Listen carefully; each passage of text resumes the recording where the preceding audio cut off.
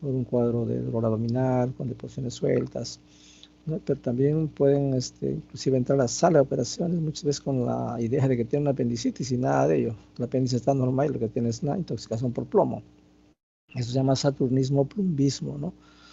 Un antecedente importante a tenerse en cuenta en procesos de ictericia, por ejemplo, es gente que va a los supermercados y de repente consume enlatados, y muchos de esos enlatados han sido, pues, han pasado por ahí unas ratas, y como ustedes saben, las ratas pueden llevar entre su cuerpo, entre los pelos, entre la orina principalmente, más que los pelos, leptospira, ¿no? Entonces, si la persona consume un enlatado sin lavar, sin limpiar, por más que sea un abrelatas fácil, puede desarrollar leptospirosis, por ejemplo. Es un dato que hay que preguntar si consume enlatados con frecuencia, ¿no? O de repente si se bañó en una poza, en gente que viene de las zonas periféricas, ¿no? A veces en las pozas las ratas van, orinan ahí, y si se bañan en esas pozas de aguas estancadas, pues tranquilamente pueden hacer una leptospirosis, ¿no? Son datos puntuales que uno tiene que ir preguntando, ¿no? Gente que permanece mucho tiempo sentada, como son los pilotos, y ahora con el trabajo eh, virtual, mucha gente está haciendo hemorroides, ¿no? Así por el estilo. Entonces hay una lista de características atribuibles a los datos de filiación. Después ya hablemos de los síntomas, en qué consisten, cómo hay que preguntar. En el caso de la disfagia es la dificultad para deglutir, ¿no? Entonces, otra cosa que cuando relatamos la parte cronológica de los síntomas, hay dos visiones para eso, ¿no? Una primera visión es decir las cosas tal cual lo dice el paciente y entrecomillarlo. Y la otra es interpretar lo que dice el paciente y ponerlo en términos técnicos. Yo particularmente comparto lo segundo, ¿no? Entonces, si alguien me dice, doctor, me duele o tengo dificultad para deglutir, el arroz se me tranca. Ustedes lo pueden poner literalmente entre comillas, pero es más técnico decir, el paciente refiere a sufrir de disfagia hace 3 semanas, ¿no? Disfagia es eso justamente, la dificultad para deglutir. En cambio, si se presenta dolor, eso ya se llama odinofagia. Eventualmente pueden coexistir las dos cosas. Y entonces, en la mayoría de los casos, tenemos dos tipos de enfermedades, ¿no? Las enfermedades orgánicas, en la cual hay un daño estructural, y las enfermedades psicosomáticas. ¿Qué significa eso? Que, por ejemplo, yo estoy caminando por la calle y un perro me muerde la mano y me saca un pedazo de piel, pues voy a la posta y al doctor le digo, mire, me duele, ¿no? Es una herida, y evidentemente hay una herida que justifica el dolor. Pero hay gente que siente la molestia, y no es que esté fingiendo, no es que esté mintiendo, sí siente la molestia, pero no hay un daño estructural, la piel está íntegra. Eso concierne a una enfermedad psicosomática. Entonces, igual en el tracto digestivo hay gente que tiene enfermedades psicosomáticas, hay gente que tiene enfermedades con daño estructural. Dentro de las enfermedades con problemas psicosomáticos están, por ejemplo, el bolo esofágico, gente que cree que se le traga la comida, ¿no? Y a veces ocurre que deglute aire y tiene esa dificultad con dolor incluido. Los trastornos funcionales, tanto del esófago, el estómago, el tracto digestivo inferior, pueden ser susceptibles de tener un trasfondo psiquiátrico, donde no hay un daño estructural. Indudablemente uno hará unos exámenes, examinará bien al paciente y palmariamente le demostraremos, pues, que no hay nada que justifique ese síntoma, pero que creemos que sí tiene el síntoma y se le manejará con sintomáticos, ¿no? Entonces, cuando alguien tiene disfagia o dinofagia, tenemos que precisar si esa consideración tiene una base orgánica, tiene una justificación, ¿no? Entonces, para eso un dato semiológico es el siguiente, ¿no? Si alguien me dice, doctor, mire, hace 6 meses atrás, en una ocasión pasé una papa mediana y, bueno, sentí cierta dificultad para pasar el alimento, ¿no? Pensé que era una cuestión circunstancial, y de 2 meses después ahora ya tengo dificultad para deglutir el arroz. Ya hace una semana ya no puedo pasar el arroz porque siento que se atasca. Entonces tengo que licuar mis alimentos. Y desde ayer ya no puedo pasar ni siquiera licuados, solamente estoy pasando agua. Entonces, cuando es secuencial y progresivo, eso habla de un carácter orgánico, un daño estructural, un cáncer de esófago, una esofagitis por cándida, por ejemplo, ¿no? Entonces, es progresivo en el tiempo. Comenzó a sólidos, luego a semisólidos y actualmente a líquidos. Eso es orgánico. Pero si el paciente le dice, mire, doctor, yo desde hace una semana no puedo pasar ni arroz, ni papa, ni jugo, ni agua, nada, es un trastorno funcional, ¿no? O sea, no se presenta todo al mismo tiempo, es progresivo. Bien, regurgitación usualmente se ve más en población pediátrica, como la figura que mostramos.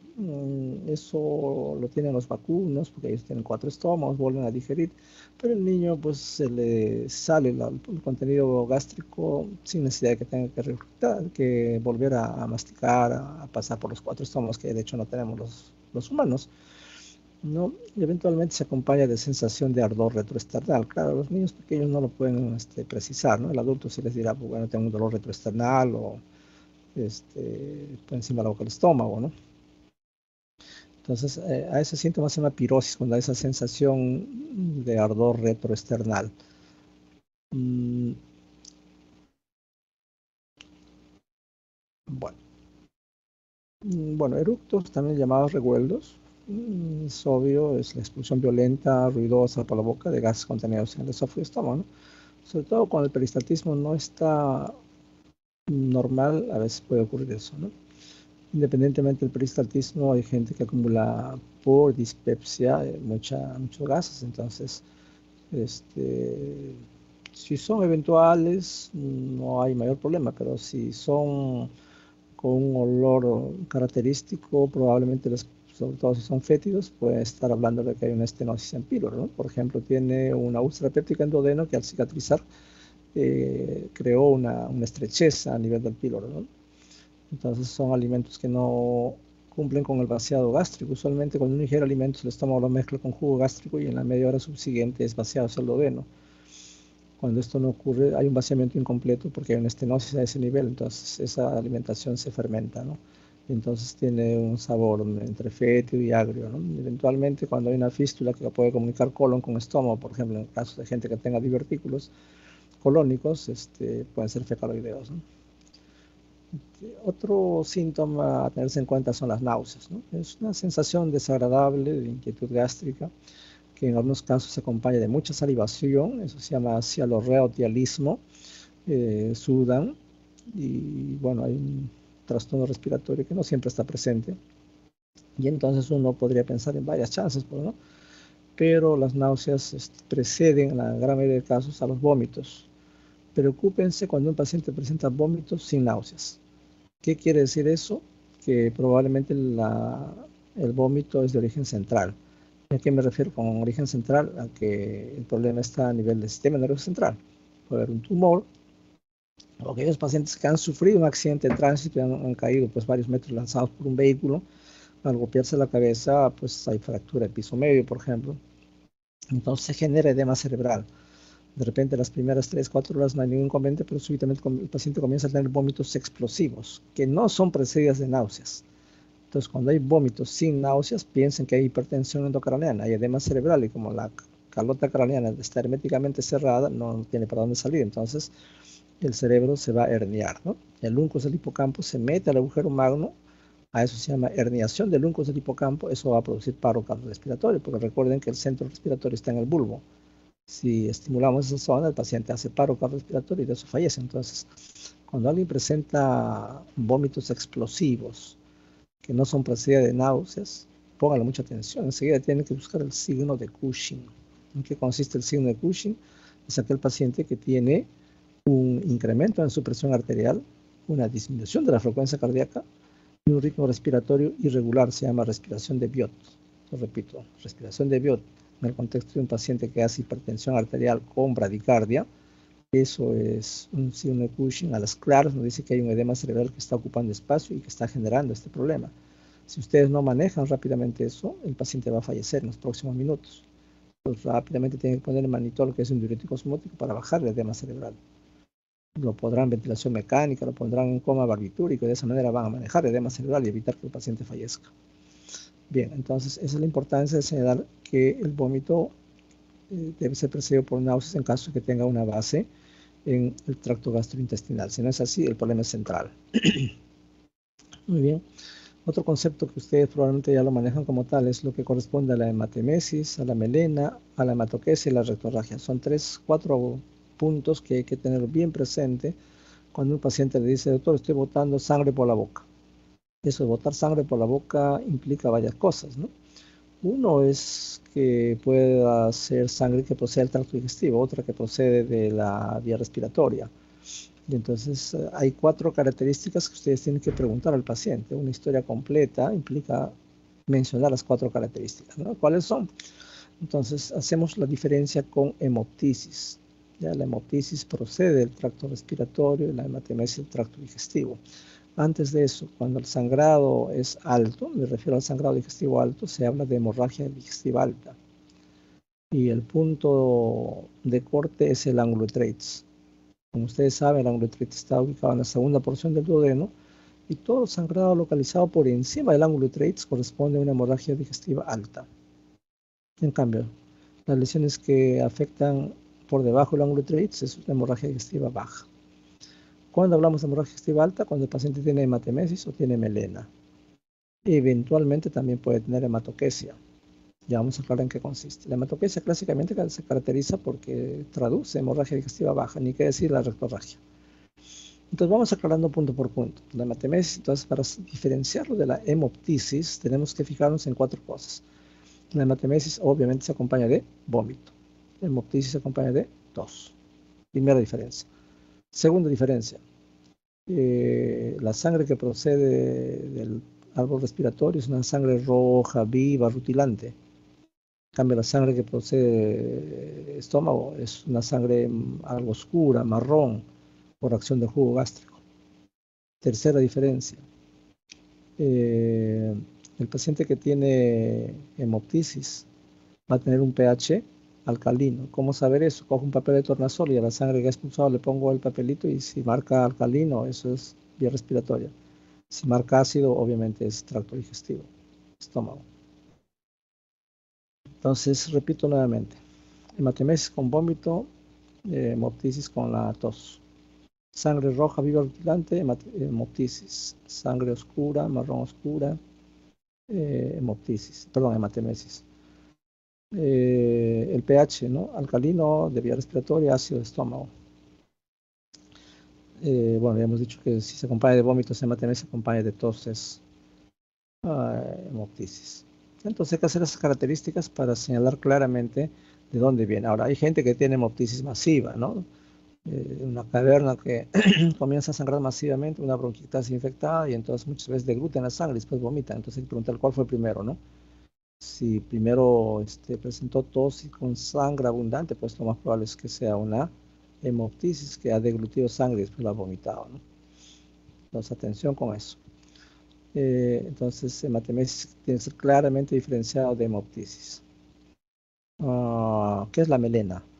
La melena es aquella situación en la cual la persona presenta una deposición que reúne 3 características. ¿Ya? Para decir que una persona tiene melena, las heces en primer lugar tienen que ser así como se muestra en la figura, heces negras como brea o marrón oscuras. Primera característica. Segunda característica, son pastosas, como un puré. Y tercera característica, son fétidas. Algunos le agregan otro que es el color brillante, como ven en la transparencia. Eso es una melena. Ojo, no confundir con gente que tiene heces caprinas. Hay personas que hacen como bolitas negras, ¿no? Como los caprinos. Y eso no es melena. Pues para que sea melena tiene que tener esa característica que acabo de señalar. Es pregunta de examen, ¿no? Heces pastosas, brillantes, negras como brea, fétidas. Entonces, eso es melena. ¿Qué traduce melena? Es sangre digerida. Procede del tracto digestivo alto. ¿Y qué cosa es la hematoquesia? La hematoquesia es la sangre rojo vinosa. Cuando el sangrado es abundante y procede por encima del ángulo de Treitz, vale decir una hemorragia digestiva alta, la sangre no tiene oportunidad de ser digerida y por lo tanto aparece como rojo vinoso en las deposiciones. A eso se llama hematoquesia. Pero principalmente la hematoquesia se refiere al sangrado digestivo de intestino delgado. O sea, es una hemorragia digestiva baja. ¿Y qué cosa es rectorragia? Pues obviamente es la emisión de heces con sangre o sangre pura, roja, viva, rutilante a través del recto, ¿no? Puede traducir un sinnúmero de patologías, un cáncer de colon, pólipos, angiodisplasias, hemorroides, etc. O un divertículo inflamado, ¿no? Entonces acá mostramos algunos ejemplos. En este caso estamos mostrando divertículos, que son especies de hoyos que se forman en la mucosa del colon, gente citadina, gente cosmopolita que tiene una dieta muy occidentalizada, consume muchas parrilladas, muchas frituras, al cabo de 50, 60 años están presentando estos divertículos. Acá se meten heces, encima se pone una pepita de maracuyá, por ejemplo, de tomate, y eso obstruye la circulación normal de las heces. Esto genera dolor y se comporta igualito que una apendicitis, pero el lado izquierdo. La zona donde más asientan divertículos en el colon sigmoide es el colon descendente, pero en realidad puede comprometer todo el marco colónico. En la transparencia del lado izquierdo estamos mostrando múltiples divertículos que comprometen el sigmoides. ¿Ya? Entonces, esa es la enfermedad diverticular. Se llama diverticulosis cuando está limpio, entra y sale las heces. Y diverticulitis cuando el divertículo se obstruye por cualquier factor y lo que queda adentro puede formar un absceso, ¿no? Acá tenemos una fisura anal, acá tenemos una fístula, gente con actividad sexual homosexual que tiene granuloma inguinal o linfogranuloma venéreo, puede haber fístulas, ¿no? Y acá una torsión del epiplón en el marco colónico que genera una condición que se llama vólvulo. Entonces, estas situaciones deben ser contempladas como parte de la patología del tracto digestivo bajo. Bueno, otro concepto importante a tenerse en cuenta es la diarrea, ¿no? Hay tres tipos de diarrea. Hay diarrea aguda, diarrea crónica y diarrea persistente. En adultos, básicamente, diarrea aguda y crónica. ¿Cuál es la diferencia? El tiempo de evolución. Cuando una persona presenta diarrea durante menos de 7 días es aguda y cuando presenta más de 3 semanas es crónica. Y el enfoque va a variar. Pero antes de eso tenemos que ponernos de acuerdo en qué cosa es diarrea, ¿no? Entonces, diarrea puede definirse a aquella condición en la cual las deposiciones aumentan en frecuencia, es uno, o disminuyen la consistencia. Eso es diarrea. ¿Ya? Entonces, pero para muchas personas, diarrea implica hablar de deposiciones líquidas únicamente, y no es así. ¿Ya? Entonces, por ejemplo, cuando ustedes le hacen la anamnesis a un paciente X, les va a decir de repente que tiene cólico, que tiene náuseas y vómitos, y ustedes le dicen, ¿y tiene diarrea? No, le dicen. Bueno, sigue avanzando con la anamnesis y llegan a las funciones biológicas.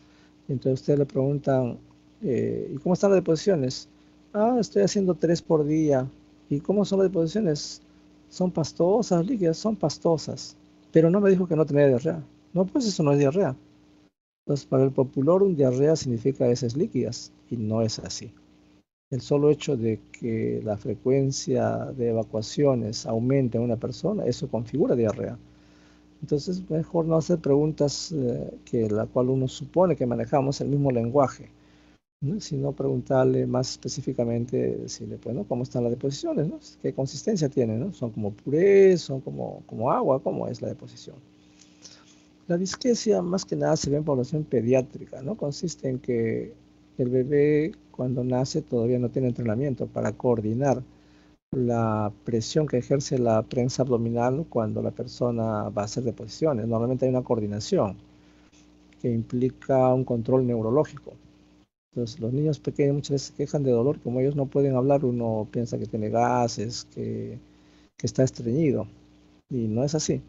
Lo que ocurre es de que ya tiene ocupada la ampolla rectal, pero en vez de relajar el piso, la pelvis lo contrae y el abdomen se comienza a comprimir para expulsar la deposición, pero no lo puede hacer debido a que no hay una coordinación entre la compresión de la prensa abdominal y la apertura del esfínter anal.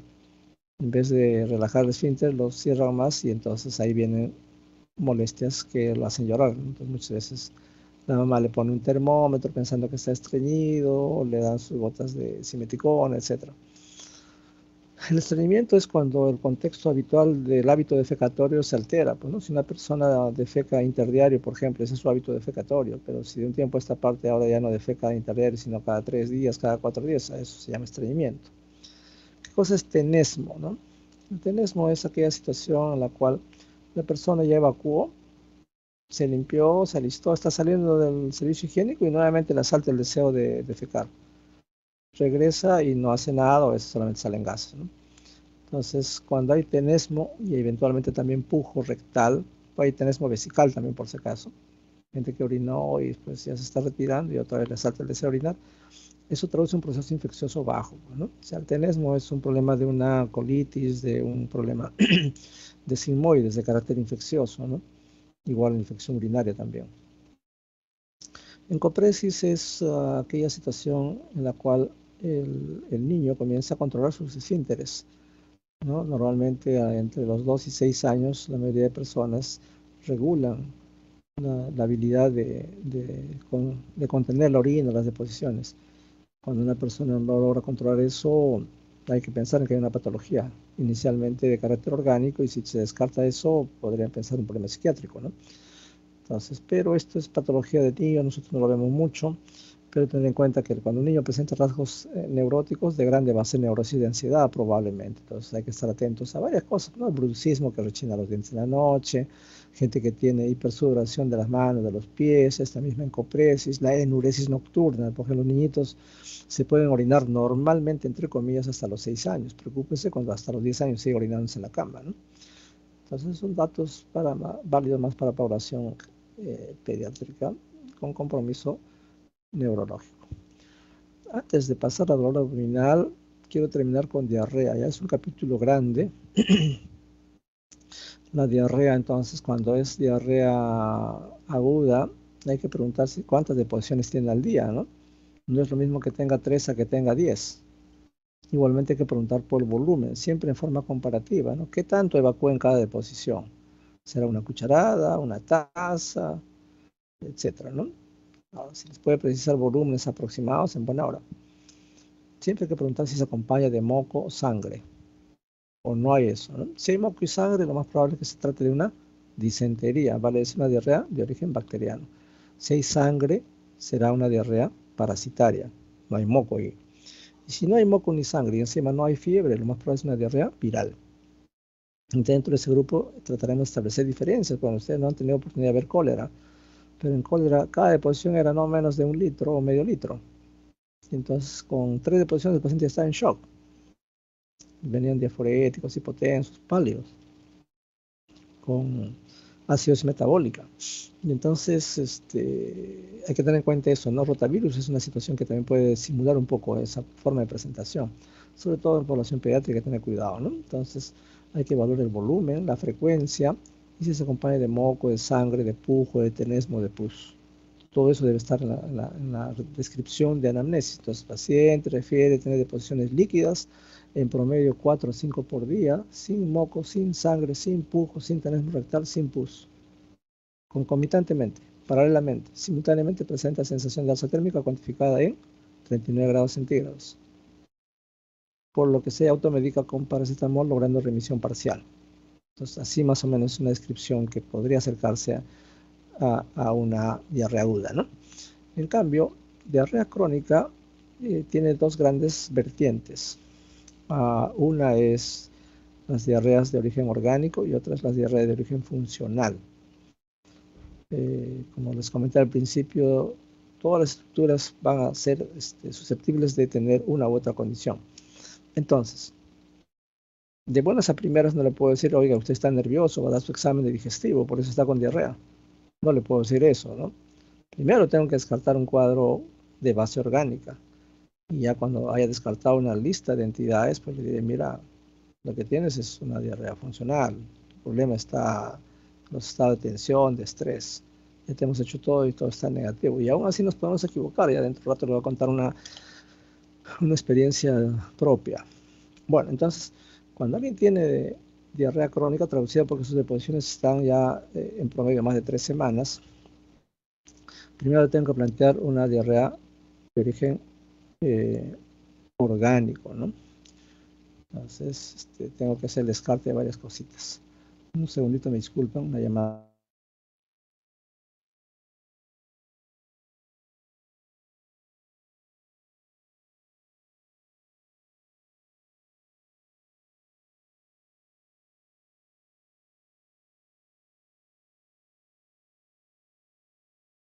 Se fue. Contestando una llamada.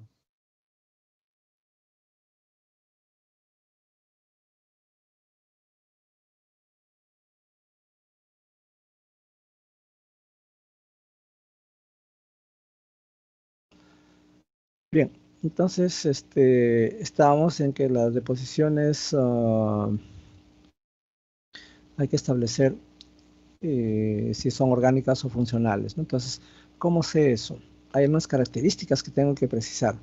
Si la deposición respeta el sueño, eso es funcional. ¿Por qué? Porque las personas que están tensas, preocupadas, solo tienen deposiciones mientras están despiertos. Una vez que cogen el sueño, eh, dejan de ser deposiciones. ¿Por qué? Porque se desconectan de su realidad y como ya nada le preocupa, ya no hacen deposiciones. Entonces, una forma de preguntarles, si usted duerme bien, sí, doctora, como un lirón. Me acuesto a las 9, a las 10 estoy profundamente dormido hasta el día siguiente. Y cuando amanece, ¿qué pasa? Lo primero que hago es correr al baño porque tengo que hacer deposiciones. Entonces, cuando hay esa historia, definitivamente apunta a que sea funcional, pues, ¿no? En cambio, si le dice, mire doctora, yo estoy durmiendo a 2 de la mañana, suenan a mis intestinos como una revolución y tengo que correr al baño porque me gana y me hago en el pijama. Eso es orgánico. Entonces, respeta el sueño, funcional. No respeta el sueño, orgánico. Segunda condición, pérdida ponderal.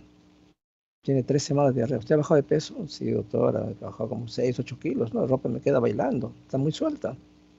A veces le dicen al otro paciente, ¿y cómo anda con el peso? ¿Ha habido alguna variación? No, ninguna, estoy normal, como siempre.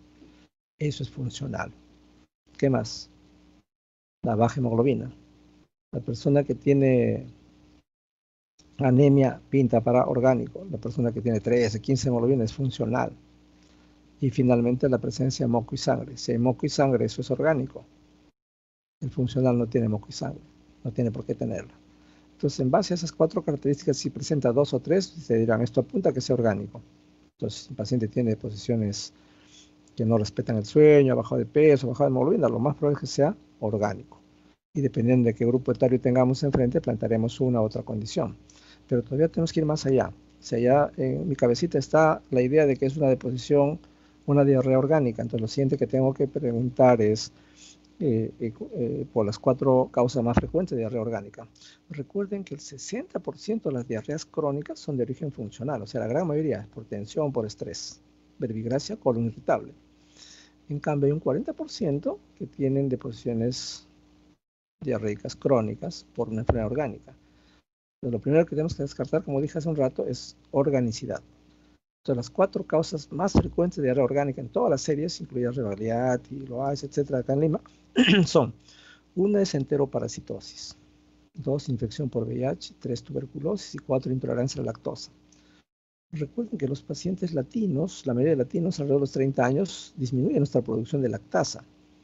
Por lo tanto, todo producto lácteo que tomemos nos va a causar pues náuseas, vómitos, deposiciones sueltas, incremento de ruidos hidroaéreos, etc. Entonces, preguntar, ¿no? Si cuando come helados, quesos, mantequilla, tiende a aumentar la frecuencia de deposiciones. Sí, otra vez es imposible, es una revolución que se me arma. Entonces, en ese contexto, te dirán, efectivamente, esto puede ser una intolerancia a la lactosa, que después hay que demostrarlo que sea así. Si sospechamos parásitos, le preguntaremos si ha viajado a la selva, si toma agua de caño, come en la calle. No, usualmente las verduras de las zonas periféricas o en Lima vienen de las zonas periféricas, ¿no? Huachipa, Lurín, y entonces las verduras no suelen lavarlas adecuadamente. Por ejemplo, alguno de ustedes se va con su enamorado, enamorada a Kentucky, se pide un twister y esa lechuga lo han lavado con agua de caño, nada más, no le han echado gotita de lejía. Entonces por ahí está pasando Giardia, por ahí está pasando Helicobacter.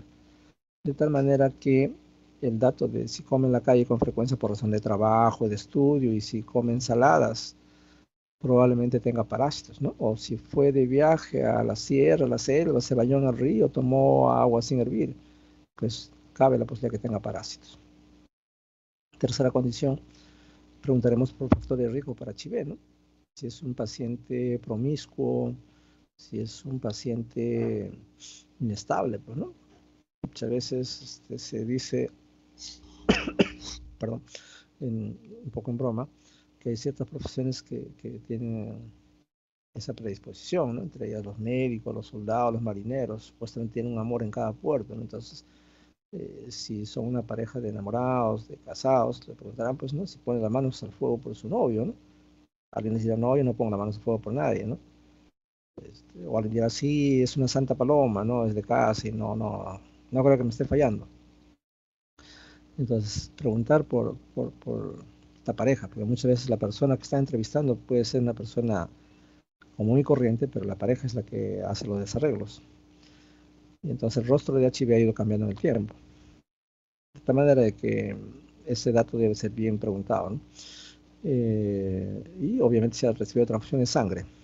Tercera condición, si hay contacto epidemiológico para tuberculosis. El contacto es válido si se ha presentado solamente en los 2 años previos. Si se ha presentado más allá, digamos, tuvo una abuelita que hace 30 años tuvo tuberculosis, eso ya no cuenta.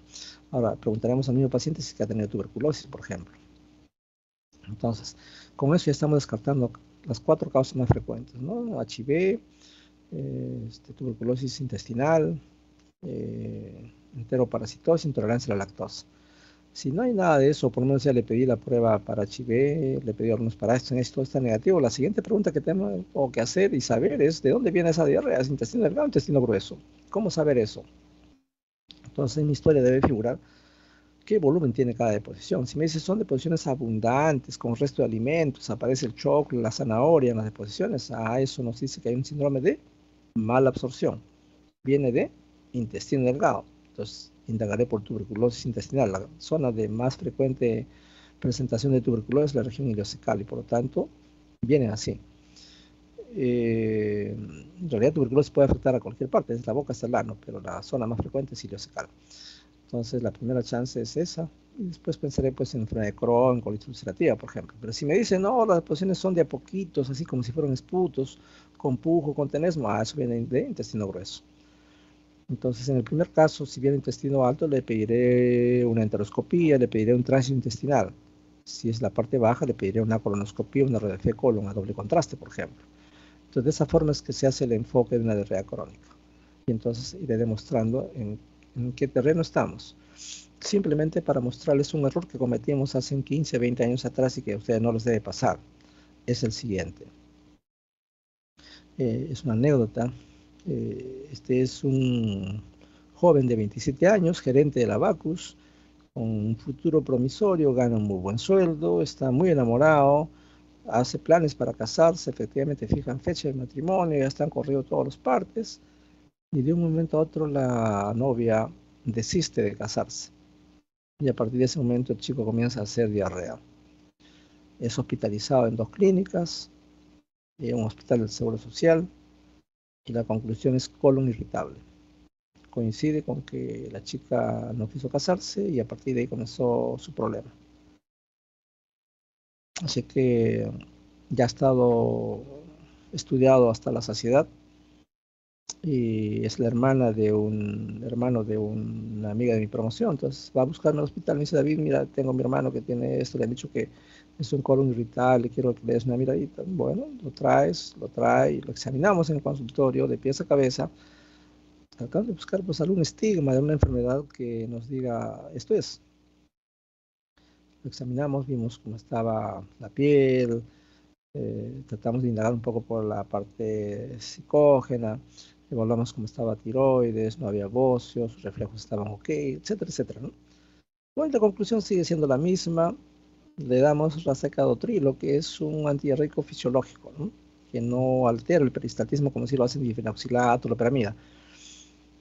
Bueno, este racecadotrilo lo que hace es jalar agua a las deposiciones y la deposición toma consistencia, sin alterar el peristaltismo. Porque cuando se altera el peristaltismo, el abdomen se balona, después vienen cólicos, eructos, etc. Bueno, entonces le decimos, sí, aparentemente es un colon irritable que tome este producto y efectivamente le va bien, ¿no? Entonces, yo me había olvidado del asunto, 6 meses después, mi amiga me llama muy preocupada, ¿no? Me dice, mi hermano está en la UCI del Carrión. Uy, ¿y ahora qué le pasó? Está con potasio en 1.1, me dice, wow, volvieron las diarreas, le digo. Porque usualmente cuando uno tiene diarreas copiosas, pues puede bajar el potasio, ¿no? No, me dice, imagínate lo que tiene. T3 y T4 están volando, me dice, y TSH está normal. Oh. Entonces en ese momento se me pasó por la cabeza todas las formas de presentación que tiene hipertiroidismo, ¿no? El hipertiroidismo puede cursar con síndrome consuntivo. Hay gente que solamente baja de peso y nada más. Hay gente que tiene un cuadro psiquiátrico. ¿no? Por ejemplo, en el hospital tuvimos una paciente que la encontraba con diarrea en la calle, tenía una proptosis ocular globo, literalmente estaba péndulo. Entonces en la época de un gobernante X habían médicos que eran los dueños del hospital. Entonces tenía un prolapso de recto, debería ir a cirugía, pero bueno, el que era dueño del hospital impuso su criterio para ponerle medicina que solucione el problema. Bueno, ahí no se hacen los exámenes mientras no los pague, y como era una señora abandonada, pues se demoraron y no había forma. Eh, Como estaba, la encontraron tirada en la calle, pensaron que tenía HIV, le pidieron una serología, pensaron en Wegener, que es una vasculitis, nada de eso, y no tenía dinero para hacer un perfil tiroideo. Así que, bueno, dice, acá están perdiendo tiempo, no le hacen nada, me lo llevo a cirugía. Lo opera en cirugía el prolapso rectal. Estoy hablando de la señora, por si acaso. Esta señora en época de invierno, cerca de las ventanas del hospital, abría las ventanas y tenía una batita que era una transparencia y se ponía con los brazos en alto, porque tenía mucho calor, ¿no? Entonces la gente que estaba durmiendo 2, 3 de la mañana pues decía, esta chica está loca, ¿no? Y bueno, se lo llevan a cirugía, lo operan del prolapso, y el cirujano que no se andaba con aspavientos, este ojo, por decir, él le sacó el ojo, ¿no? Porque ya era péndulo. Eso se llama enucleación. Y obviamente pues es una aberración eso, ¿no? Una cirugía de colon es altamente contaminada, no puede hacer eso. Pero bueno, lo hizo. Y luego lo regresó a pabellón. Y a la semana el otro ojo comenzó a hacer proptosis, ¿no? Y posteriormente llegó los marcadores para hipertiroidismo, porque tener un hipertiroidismo, ¿no? Entonces, ¿por qué les comento esto? Porque hipertiroidismo puede tener varias caras. Como dije, se puede presentar como síndrome consuntivo, en la cual baja 5, 6, 10 kilos de peso. Puede presentarse como cuadricicosis. Puede presentarse como ictericia. Puede presentarse como miopatía, gente que tiene debilidad para inclusive sentarse o pararse cuando están sentados. ¿No? Y hay una forma de presentación que es la parálisis periódica hipocalémica. Es rara, pero existe, ¿no? Al margen de que también puede presentarse como diarrea crónica. Entonces, ¿cuál fue el error? De que uno a veces tiene que pecar por exceso. Si a todo el mundo le ha pedido todos los exámenes comunes y corrientes, pues tú debes pedir lo que le falta. Pues, ¿no? O sea, así no tenga cuadro clínico que lo justifique, eso se llama pecar por exceso. O sea, debimos pedirle hormona tiroidea, no se lo pedimos, ¿no? Y finalmente terminó en UCI. Por suerte lo intubaron antes que a paro respiratorio, porque no funcionan los músculos accesorios de la respiración. Y finalmente la causa de la diarrea crónica fue un hipertiroidismo, ¿no? Que no tenía cuadro clínico, ¿no? O sea, sus reflejos estaban bien, no había un bocio palpable, pero sin embargo su perfil tiroideo estaba alterado, pues, y se presentó como una parálisis periódica hipocalémica. Así que esta es la anécdota que les quería compartir, ¿no? Entonces hay que pecar por exceso muchas veces. Bien, entonces acá nos vamos a ir quedando. No sé si tengan una pregunta, algún comentario. Ya después vamos a continuar con lo que es dolor abdominal y los otros síntomas para tratar de ver cómo preguntamos, qué partes son importantes señalar en la historia clínica. Entonces, cuando alguien me comenta y me dice, al presentar su historia de paciente, mujer, que tiene un tiempo enferma de 3 semanas con deposiciones líquidas 2 al día, y un poco de náuseas y vómitos, no me está diciendo nada, ¿no?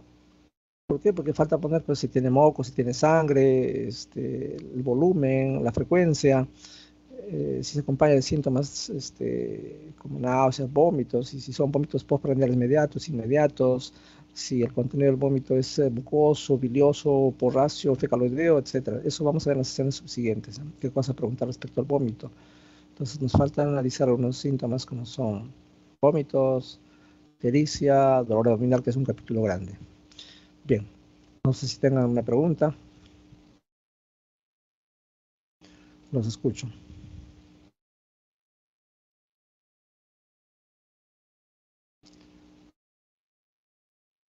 ¿Ninguna? ¿O se ha sobreentendido todo o no se entendió nada muy rápido de repente?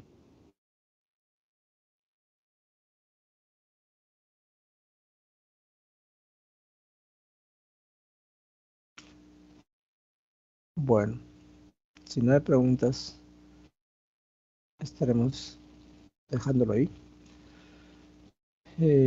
Yo voy a mantener contacto con Adriana para ver la actividad del día sábado. Ya probablemente mañana pasado decidimos si avanzamos con una clase, y si no tiene inconveniente, de repente el domingo hacemos alguna otra práctica o clase. Entonces, eso es todo de mi parte. Si no hay preguntas, yo los dejo por acá. Doctor, Sí, sí, Adriana. acabo de hablar con con la delegada del Mm, grupo, Nelia. Ella rota con la doctora Coaguila, que ujú. creo que se pide así. Sí, Me dijo Coahuila. que usted va a dictar su práctica porque la doctora no va a poder esta semana. Sí, eso es lo que dije mientras tú estabas haciendo la coordinación, ¿no? Que se despliega, ¿no? Sí, Nuestro doctor. grupo. Y lo mismo va a pasar conmigo la semana siguiente, ¿no? De repente no he escuchado, pero yo voy a estar sometido a una intervención quirúrgica, entonces probablemente la semana siguiente, no puedo precisar qué día, la doctora Coahuila va a hacerse cargo de mi grupo, ¿no? Ya, doctor. Entonces, ¿qué le digo a la delegada? Que se despliegue nomás la práctica, ¿no? Que esté atenta, que coordine contigo para la actividad que vamos a tener el sábado. Ya el Ya, sábado, ya y para la espero práctica. tener, coordinar con ustedes para hacer a partir de las 7 de la noche una clase teórica, cualquiera de las tres que me corresponden para ir avanzando con eso y de repente hacemos una práctica más. O sea, el tiempo que Ya, vamos a utilizar sería de 7 a 9 de la noche, ¿correcto? ya, doctor. Yo coordinaría con la delegada. Claro, ya se suma. Y también hablen pues con el doctor Pérez, ¿no? La delegada general para que cree el grupo, ¿no? De esta rotación de digestivo, de los 15, 17 alumnos que están viniendo. De Ya, lo doctor. contrario, haremos lo que hemos hecho hoy día. Entonces, eso es todo de mi parte. Muy buenos días, si no hay preguntas. Ya, doctor. Muchas Hasta gracias. luego, hasta luego.